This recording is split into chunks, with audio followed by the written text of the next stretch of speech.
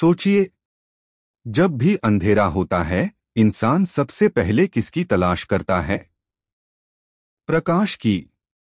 जब ठंड लगती है, शरीर कांपता है, तब सबसे पहले क्या चाहिए होता है? ऊष्मा। जब जीवन में उलझने और कठिनाइयां आती हैं, तो हमें कौन सी शक्ति सबसे पहले संभालती है? आशा और प्रेरणा। वेदों में इस शक्ति का नाम है अग्नि। ऋग्वेद का यह मंत्र 1 जनवरी 2012 हमें याद दिलाता है कि अग्नि सिर्फ लौ नहीं है, बल्कि वह शक्ति है जो हमारे अतीत और वर्तमान दोनों को जोड़ती है, हमारे भय को भस्म करती है और हमें कल्याणकारी मार्ग दिखाती है। अग्ने त्वं यज्ञ अध्वरेषु सनाच्च होता नव्यश्च सत्सि स्वाच देवो अदिति जनिष्ठा अभिप्रन इशितो याव्यस्व। हे अग्नि, तुम प्राचीन यज्ञों में भी होता पुरोहित रहे हो और आज के नए यज्ञों में भी बने हुए हो। तुम देवताओं को अमरत्व और कल्याण देने वाले हो। तुम हमारे जीवन की विपत्तियों को दूर करके हमें शुभ मार्ग पर चलने की शक्ति दो। एक सनातन और नवीनता। अग्नि केवल पुराने समय की शक्ति नहीं, बल्कि आज भी उतनी ही महत्वपूर्ण है। दो हृदय में उपस्थित अग्नि, यह सिर्फ बाहरी लौ नहीं, बल्कि हमारे अंदर की ऊर्जा और प्रेरणा भी है। तीन कल्याण का दाता। अग्नि देवताओं को अमृत देती है, यानी हमारे अच्छे गुणों, विचारों और संकल्पों को शक्ति प्रदान करती है। चार संकट निवारक। जैसे अग्नि अंधकार मिटाती है, वैसे ही यह जीवन की कठिनाइयों और भय को भी दूर करती है। पांच सही दिशा की प्रेरणा। अग्नि की लौ हमेशा ऊपर उठती है। यह हमें सिखाती है कि हर परिस्थिति में ऊपर उठना ही जीवन का मार्ग है। एक परंपरा और आधुनिकता का संतुलन। मंत्र में कहा गया है कि अग्नि सनातन भी है और नवीन भी। इसका मतलब है कि हमें अपनी जड़ों से जुड़ा रहकर आधुनिकता को अपनाना चाहिए।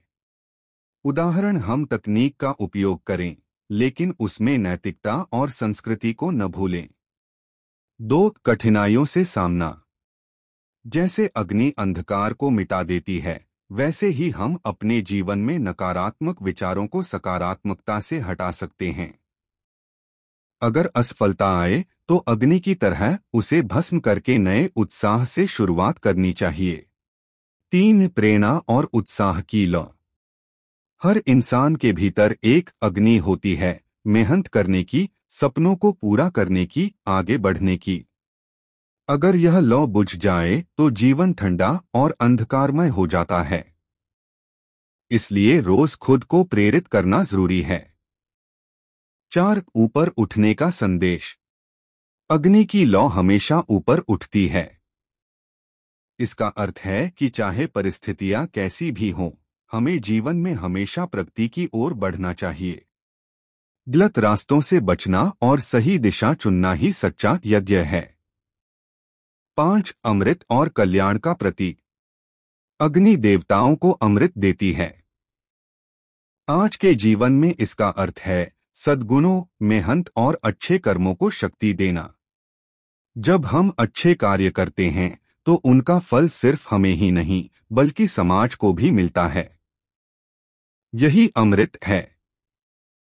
6 संकटों को भस्म करना। हर व्यक्ति के जीवन में समस्याएं आती हैं, आर्थिक, पारिवारिक, मानसिक। मंत्र हमें सिखाता है कि जैसे अग्नि हर वस्तु को भस्म कर देती है, वैसे ही हमें अपनी कठिनाइयों को धैर्य और परिश्रम की अग्नि में जलाकर आगे बढ़ना चाहिए। 7 जीवन यज्ञ। ऋग्वेद कहता है कि हमारा पूरा जीवन एक यज्ञ है। हमारे कर्म, हमारे विचार, हमारी नियत सब आहुति हैं। अगर हम यह समझ लें, तो हर दिन को पवित्र और अर्थपूर्ण बना सकते हैं। यह मंत्र हमें 3 मुख्य बातें सिखाता है। 1 जड़ों और पंखों का संतुलन। अपनी संस्कृति को मत भूलो, लेकिन नई सोच और नवाचार को भी अपनाओ। 2 कठिनाइयों से मत डरो, उन्हें अग्नि की तरह भस्म करो और प्रकाश की ओर बढ़ो। 3 अपने कर्मों को यज्ञ बनाओ, हर काम में सेवा, सच्चाई और कल्याण का भाव रखो। मित्रों, यह तो था मंत्र 12 का रहस्य। लेकिन अगला मंत्र भी अद्भुत है। उसमें वेद हमें बताते हैं कि अग्नि केवल साधना की शक्ति नहीं है, बल्कि वह हमारी संपत्ति, समृद्धि और सफलता की रक्षक भी है। अग्नि ही है जो हमें जीवन में स्थिरता और सुरक्षा देती है। तो अगले एपिसोड में हम जानेंगे कि कैसे यह मंत्र हमें धन, सफलता और जीवन की रक्षा का दिव्य सूत्र प्रदान करता है।